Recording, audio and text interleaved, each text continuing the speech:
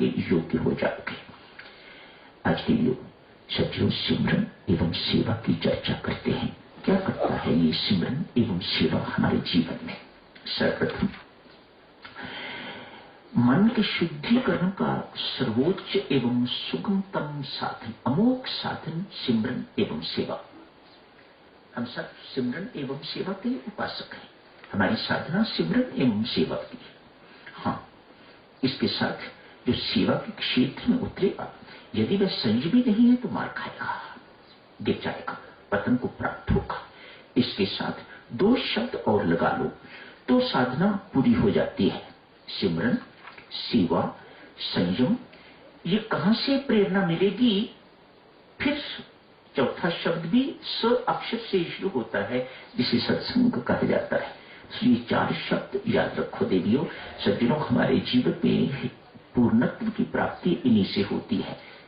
सिमरन, सेवा, संयम एवं सत्संग, ये चार शब्द जीवन की पूर्णता देने के लिए बिल्कुल सक्षम है, पर्याप्त है। मन का शुद्धिकरण सिमरन एवं सेवा से। आज साधक एक युवक बाबा नानक के पास आया। बाबा नानक से प्रश्न करते हैं, बाबा एक बात बताओ, मुझे बहुत बड़ा संशय है। ये संतों महात्माओं के विषय में इतना कुछ शास्त्रों में लिखा है, इतना कुछ संसार कहता है, क्या ये सत्य? बाबा से प्रश्न। बाबा नानक कहते हैं, युवक तू क्या सोचता है? तू अपनी बात पहले बता, तू इन संतों के बारे में क्या सोचता है? युवक कहता है, मैं सोचता हूं ये धरती पर बोझ है, पशुवत जीवन व्यतीत करते हैं, दूसरों का खाना खाते हैं, दूसरों पर निर्भर रहते हैं, इनका अपना जीवन कुछ नहीं, धरती पर बोझ है। बाबा नानक की बात सुन के तो समझ गए, बहुत ही मलिन मन का व्यक्ति है, इसका मन ठीक नहीं, विचारधारा ठीक नहीं, तो मन पर निर्भर करती है। मन कैसा है उसी के अनुसार आपकी विचारधारा। ये विचार इसके अच्छे नहीं, सही नहीं है, मानो इसका मन ठीक नहीं है। कहा बस थोड़े दिन यहां रहो, जूतियां साफ करो, जूठे बर्तन साफ करो, लंगर की सेवा दे दी, साथ ही साथ राम राम जपते रहना।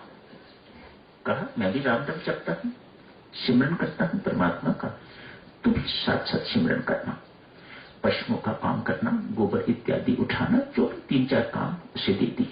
मानो सिमरन एवं सेवा दोनों का संगम प्रपोज कर दिया।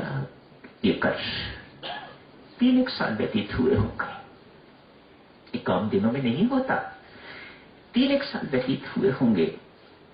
आज उसे बुलाया, कहा भाई उस दिन आपने संतों के बारे में कुछ कहा था, आज तो क्या कहता है?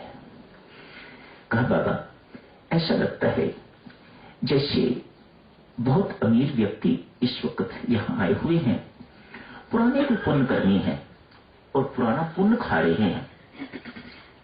ये अमीरी इस वक्त की, ये अफसरी इस वक्त की क्या है? पुराने पुण्य किए हुए।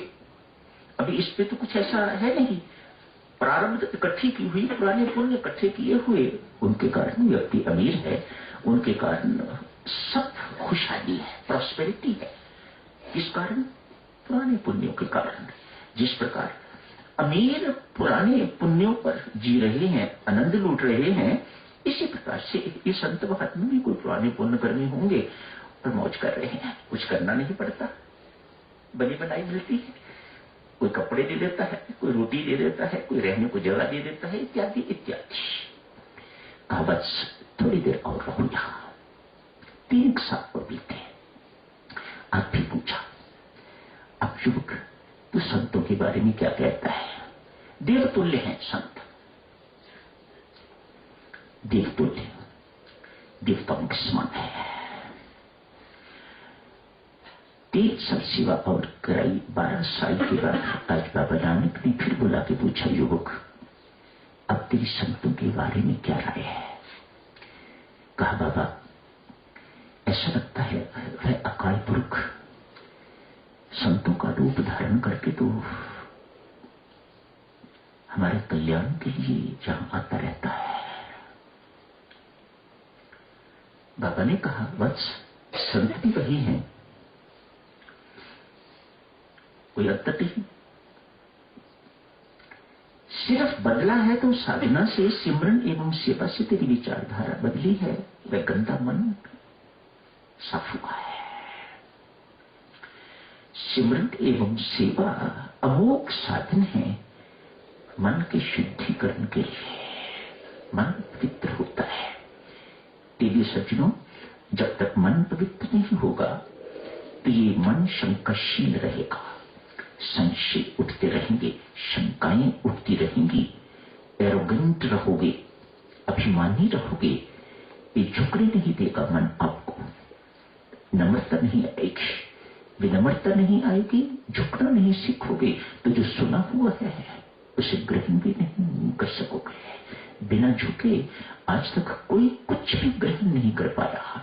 बेशक लाखों वर्ष बीत जाए कथा सुनने में, शास्त्र पढ़ने में, बिना झुके हुए आदमी कुछ भी ग्रहण नहीं कर सकता। ये शास्त्रों का पक्का नियम है।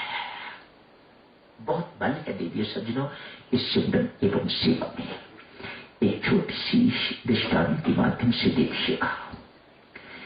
आज एक महिला दादू के पास गई है, संत बहुत बड़े संत हुए हैं, संत दादू के पास गई है, जाके कहते हैं, प्रभु कुछ मेरे ऊपर ऐसी कृपा करो, कुछ मुझे ऐसा यंत्र मंत्र दो कि मेरा पति मेरे वश में हो जाए।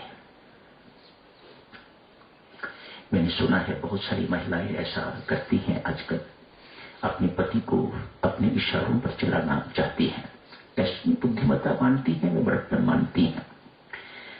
ये महिला भी गई है, संत ने कहा, देवी मैं किसी मंत्र यंत्र को नहीं जानता, राम राम जपता हूं, औरों को राम राम जपने के लिए कहता हूं, बस इससे अधिक मुझे कुछ नहीं आता। पर तुम्हें यकीन दिलाता हूं, ये राम राम जपना, सिमरन करना, प्रेम पूर्वक करना इतना बलशाली है कि इससे परमात्मा वश में हो जाते हैं।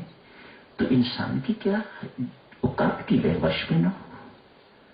तो राम राम जप, प्रेम पूर्वक अपने पति की सेवा कर, सब कुछ ठीक हो जाएगा। महिला इस बात को मानी नहीं बाबा मुझे कोई यंत्र बना के दे दे, तावीज बना के दे दे, मैं गले में डालूं तो जाते ही मेरा पति जो है मेरे वश में हो जाए। लगा ये मानने वाली नहीं, तो एक कागज पर कुछ लिख दिया, कहा इसे तावीज में डाल के तो अपने गले में डाल लेना, पति को पता न लगे, गले में डाल रखा, इससे तेरा पति तेरे वश में हो जाएगा। हाँ, ये मंत्र तब सिद्ध होगा जब तू आज से अपने पति की बहुत प्रेम पूर्वक सेवा करेगी।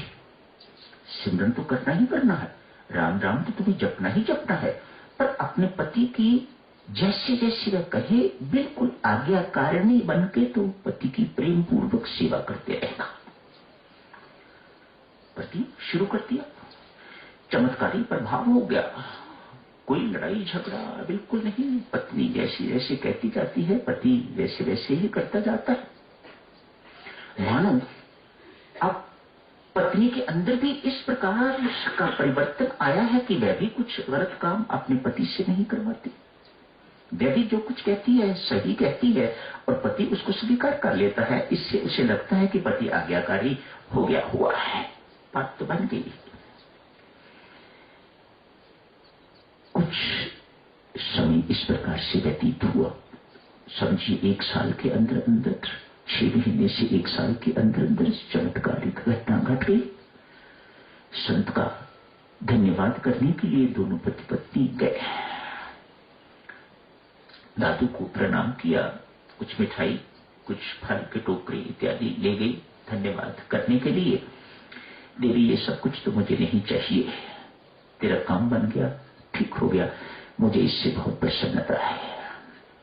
कहा महाराज आपके दिए हुए तावीज का प्रताप है।